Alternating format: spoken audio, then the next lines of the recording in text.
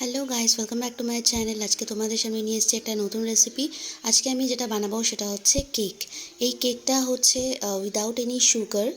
তোমরা কিভাবে বানাতে পারো সেটাই আজকে তোমাদের সাথে শেয়ার করব।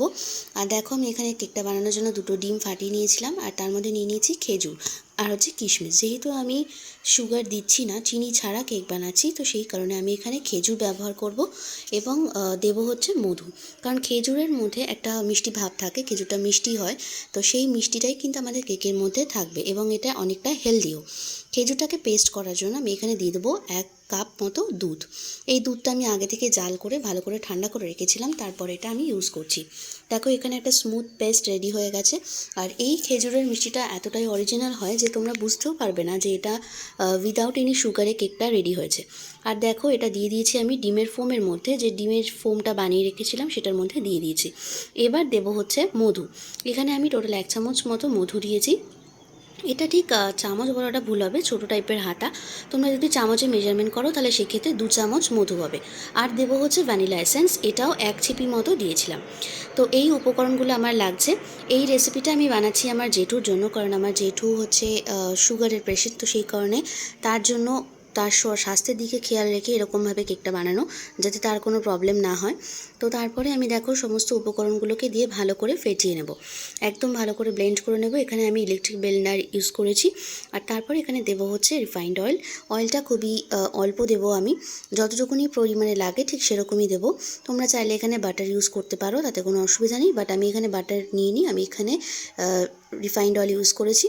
তারপর আমি এটা ভালো করে আবারও ব্লেন্ড করে নেব। তবে অয়েলটা দেওয়ার পর কিন্তু খুব একটা বেশি ব্লেন্ড করার কোনো দরকার হয় না। তারপর এখানে দিয়ে দেবো আমি ময়দা।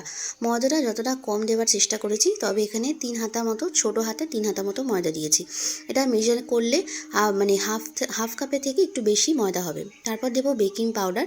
বেকিং পাউডার 1 চামচ দিয়েছি, আর বেকিং সোডা দিয়েছি হাফ চামচ, আর দিয়েছি সামান্য নুন। সমস্ত শুকনো উপকরণগুলোকে ভালো করে মিক্স করে নেব।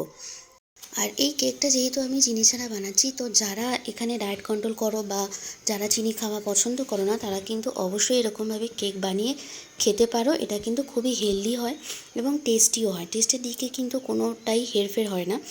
তো তারপর আমার দেখো এখানে ব্যাটারটা রেডি হয়ে গেছে। আমি যে ফয়েলের মধ্যে করব সেটাতে আমি আগে থেকে অয়েল ব্রাশ করে নিয়েছিলাম, এবং তারপরে এখানে আমি ব্যাটারটা ঢেলে দিয়ে উপর থেকে কিছু কিশমিশ আর হচ্ছে আমন্ড দিয়ে দিয়েছি। এই আমন্ডটাকে আমি আগে থেকে ভিজিয়ে উপরের যে খোসাটা থাকে সেটা ছাড়িয়ে রেখেছিলাম।